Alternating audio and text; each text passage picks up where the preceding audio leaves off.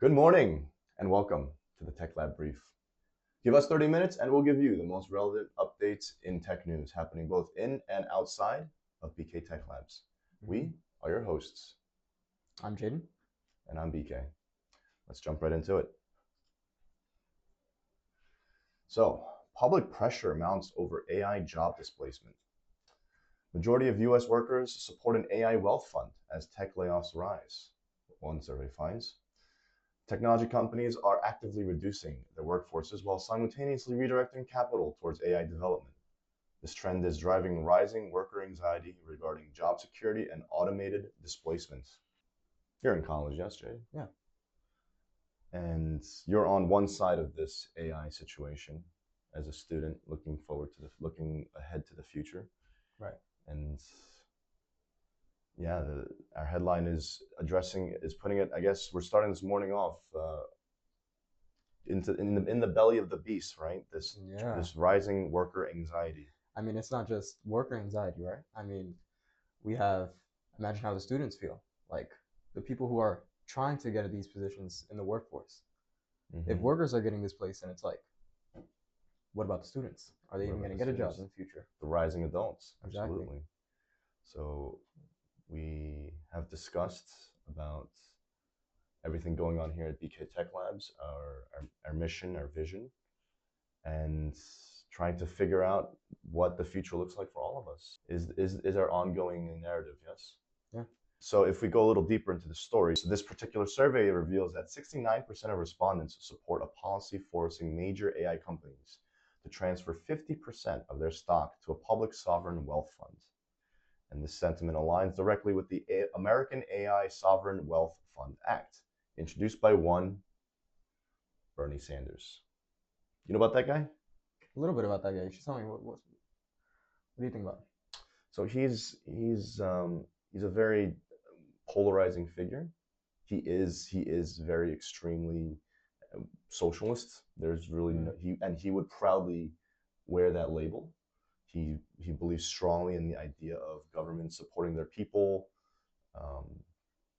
I guess he has some pretty, how to say it, like pointed criticisms towards the ultra wealthy, and we are very much at this crux of asking companies to transfer 50% of their stock to a public sovereign wealth fund. Major AI companies, like we got our OpenAI, our Anthropic. So I guess as we unravel this morning's brief, and as we were preparing for it as well, there is a sense that we're about to enter into a serious capitalism versus socialism conversation, aren't we? Seems like it. And on that note, we'll jump to the next story. These headlines kind of all align towards that narrative. So let's go.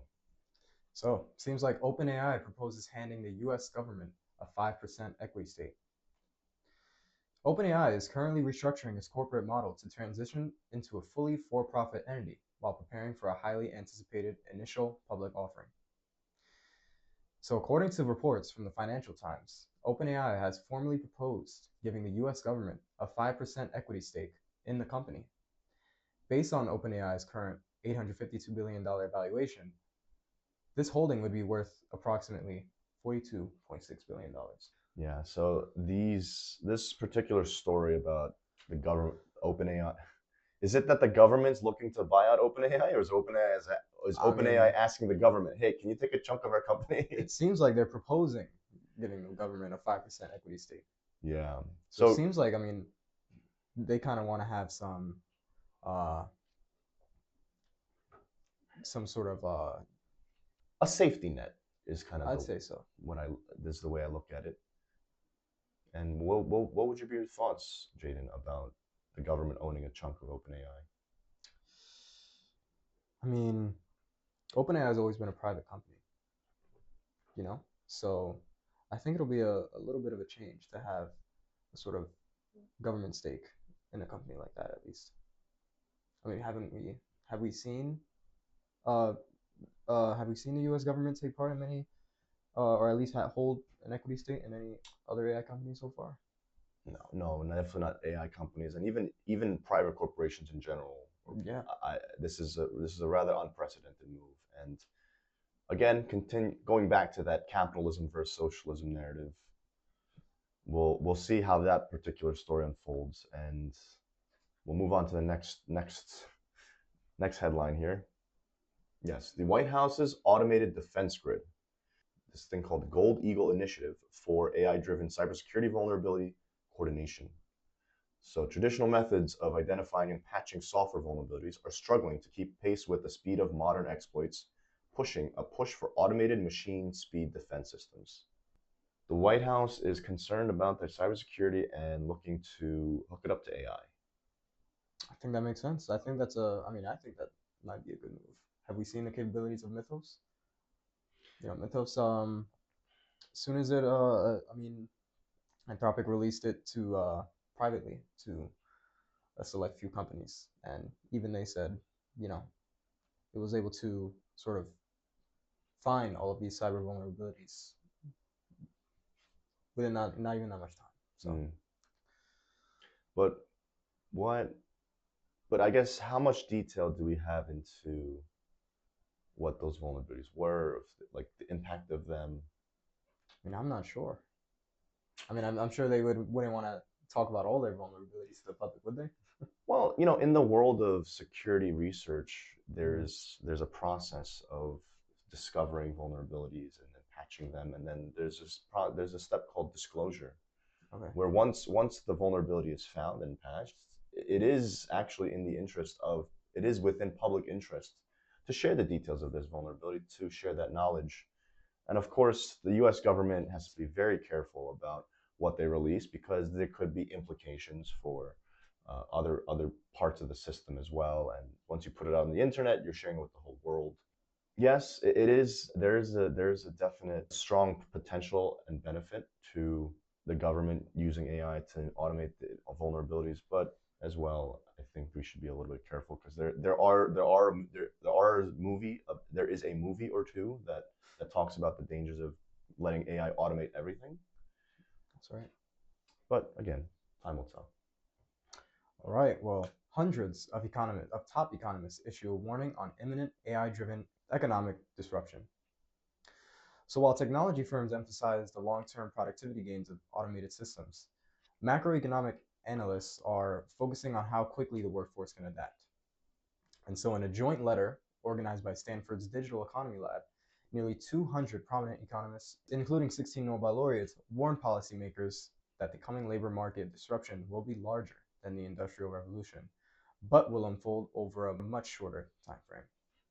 Yeah, That's a strong statement. AI revolution versus the industrial revolution. What are our thoughts?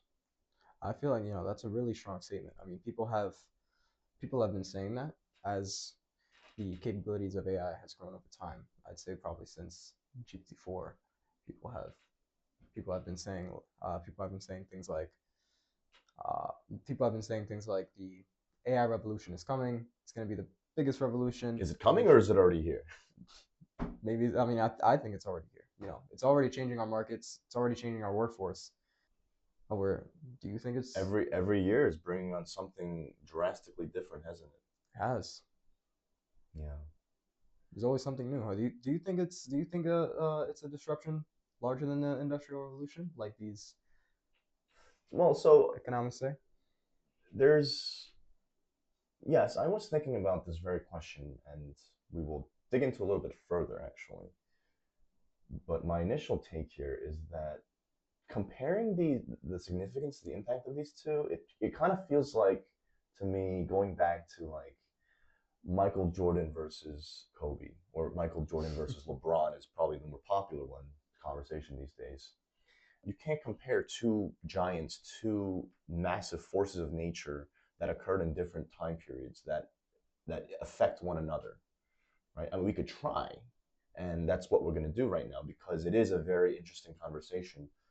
The Industrial Revolution was the beginning of automation, and in a sense, maybe we could say that AI is represents some sort of maybe the end of AI automation, or the end of automation, because at this point we can automate nearly everything with AI at this point.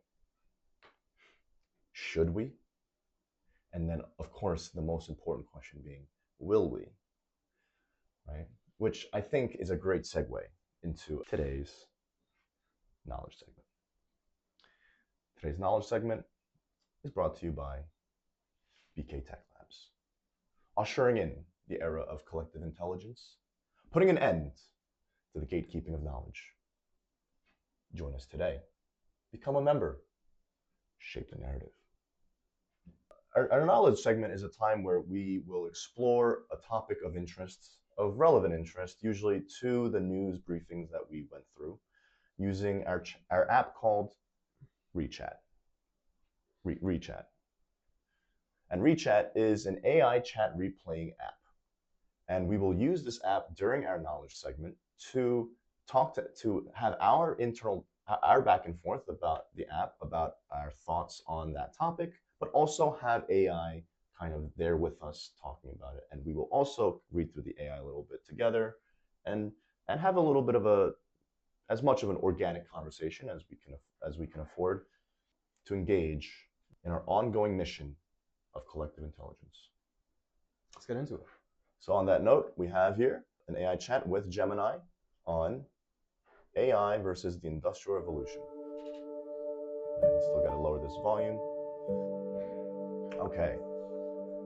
So comparing the AI revolution to the AI revolution is one of the most fascinating debates of our time. While both represent massive systemic shifts in human history, many economists and historians and AI researchers are beginning to argue that the AI revolution will ultimately be more impactful.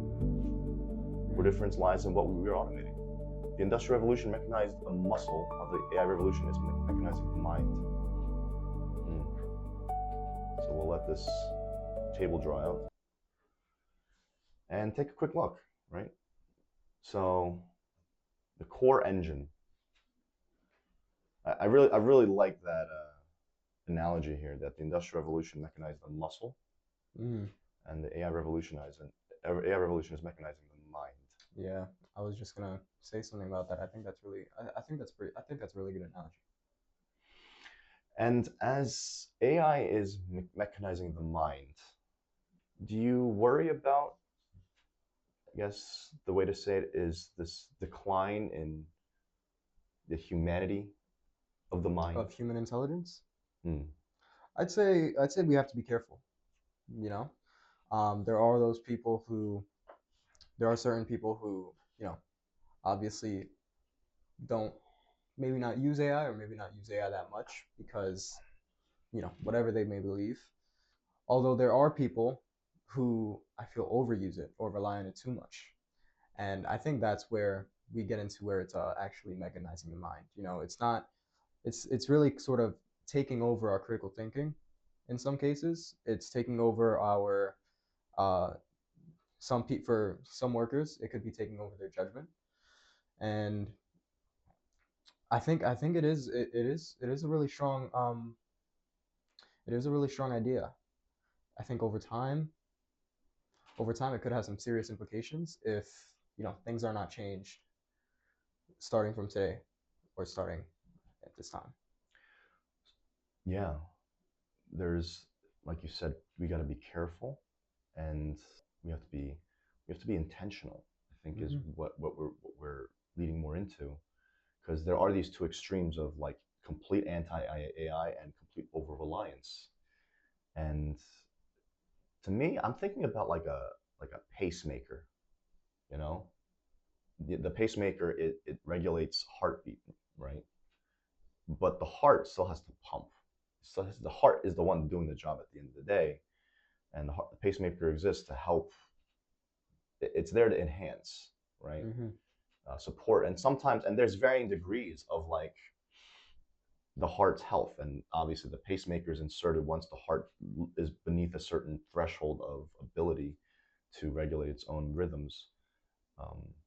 But for AI, it's available for in all cases. It can provide us the knowledge at any point in time, which is why I will almost always keep going back to this idea of collective intelligence.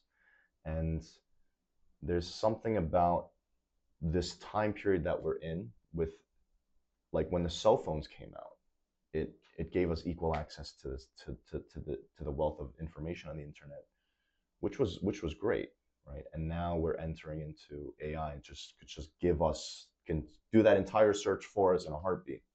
Right. So balance. I think finding that, that median point where you're not over relying on AI, but you're not letting it take your judgment or letting it cloud your own thinking skills. I think that's where we have to stay, in that middle. Don't let it cloud. Any recommendations there? What I guess you being in like the college in your college years, and you've literally been in the thick of like going through education with Yeah. AI at your disposal. Like, is there something that comes to mind about Yeah. overusing? Yeah. I mean, when you're just doing when you're taking a college course or when you're taking any course in general, you really have to know, or you really have to take in mind that AI should be seen as just a tool. It's just a tool to enhance your studying. It's just a tool to sort of enhance enhance how you may think about a problem or how you may start to approach a problem. And I think in certain cases, like with even doing leak code or any sort of problem solving things, it can help a lot. But obviously, you shouldn't rely on it just to give you the answer, because then you shouldn't rely on it just to give you like all the answers, because then you're not really thinking for yourself. Then you're not really developing those problem solving skills that you need. So intelligence is measured in a lot of ways, but if we could think about, I guess, some of the core parts that are coming out of what you just shared, like recall, right? Like memorizing and recalling the information. Do you, where do you stand on that being relevant or not in terms of when you have to study and like AI can just pull it up for you, Right. but do you feel like there's still a need to properly memorize and be able to properly recall bits of knowledge relevant to your field of study? Yeah, of course. Obviously, I mean, when you're, putting it in terms of a college course, right? You might have obviously a test to study for. You might be using AI rather to help you remember certain things. But when it comes to actually, what I would want to do, or what someone would want to do, I think that it's very important that you develop the knowledge, or you develop the knowledge to be able to recall certain facts, or to be able to reason about different things or different facts, because that's a really that people may not realize it, but that's a really big attribute to your own judgment. When you think about a problem, naturally you're gonna bring in a ton of different areas of knowledge, or a ton of different facts that you have recalled before, or you have stored in your mind. Um, and if you were to just sometimes, if you were just to ask AI to do these certain things, its solutions can tend to be quite narrow. So I think it's really important still to train your human mind to, at least in the career field that you want to go to, you should really be learning the ins and outs, learning the system, learning really the low level deep knowledge of whatever you want to do, because that would ultimately help you become a better problem solver. It would help you utilize AI better than a normal person would. And yeah, that's why I think it's significantly important. And I think, as far as for me, it's made a big difference in how I've been doing things, how I've been reading, how I've been. And not just for you, right? Not just for me. For your classmates, Of course. for us, for the world, right? And I thank you for sharing that, Jaden. As you were speaking, I feel like there's some more core values of BK Tech Labs and what we're doing here that comes out. But maybe also in general, the the this is beyond our tech labs. This is just for us using AI in general. But we must always question the AI. Right. I think that if in an era where things have gotten so uncertain, where AI can say this, that, or the other, and it's generally like 99% right, we must always question the AI, right? We must always be, I'll go as far as to use the word paranoid, right? Maybe, but that's a little bit extreme. I'd say skeptical. Skeptical, thank you. skeptical is the right word there. And yes, trust that its output is has a high degree of likelihood to be correct, but always question, always wonder, like, is there something else? Is there something missing? Is there something that the AI could be doing, could have dug into more here or something, right? Always be, just in the way that these AI bots are designed to continue to lead to the next prompt, like also find that, like, keep that part of our brain alive that says what is the right next prompt for in the context of what I'm trying to get done here. And then secondly, we are in this place where all the knowledge is out there. So you talked about that low level, like getting to the important, like, Wolf, I think you yourself have this genuine interest in this, just understanding the low level, the little bits and pieces of how anything works. But in this particular case, this immensely paradigm shifting technology that's come out, that is AI, we are all capable and equipped. We are capable, and are we equipped yet to understand these the little bits and pieces of how AI works? And that is where I go back to a core mission in BK Tech Labs is let's get it, right? I guess I built this company in, like, kind of believing in myself and my background. You know, I'm proudly wearing the logo of my first employer at Synac, who taught me so much about not just technology and software engineering, but cybersecurity. And that's just the knowledge that I want to share through my business. And almost more importantly, we had this really, I feel, proper conversation about kind of what brought us to this point in the AI revolution, and where it's going, and the roles that we're going to play, and what's the best place we can put ourselves. So I guess on that note, that brings an end to our knowledge segment. And we should be moving on to the barcade segment, but looking at the clock right now, we might have to save more for later, and maybe that's an okay shift to make, right? Maybe one day it's read chat, one day it's a knowledge segment, the other day it's barcade. Gives us a little bit more time to maybe go with the right depth into the topics. I think I really do appreciate where our initial knowledge segment went on to. It got slightly maybe off topic from the original point, but that's totally okay, right? I mean, I'd say I'd say maybe not off topic. I think we went really deep on the mechanizing the mind part. I think that's where we kind of went really deep on. But there's obviously a lot of facts comparing the AI revolution and the industrial revolution besides that. Word. So barcade, sorry, maybe we'll cover in the PM brief, but great knowledge segment today. And on that note, that brings our brief to an end. We hope you enjoyed watching our cast just as much as we did preparing it. Join us for the next one later today at 5 p.m. Eastern. As always, we'd love to know what you think about our cast, and please leave your comments in the chat. And we hope that one day you'll consider taking that extra step to join us and support us as a member. And now, your minute of Zen.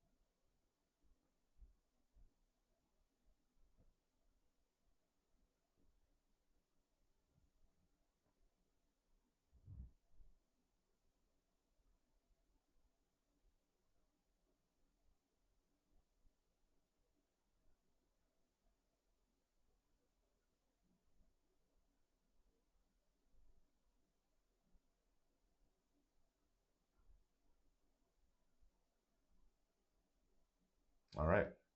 I don't know how far off I was, but we do have to get the sound, the alarm feature activated on the Zen countdown. Why don't we do that today? We should. Yeah, why not? Get into it. All right. Lock in. Have a great day, and we'll see you at 5. Bye now.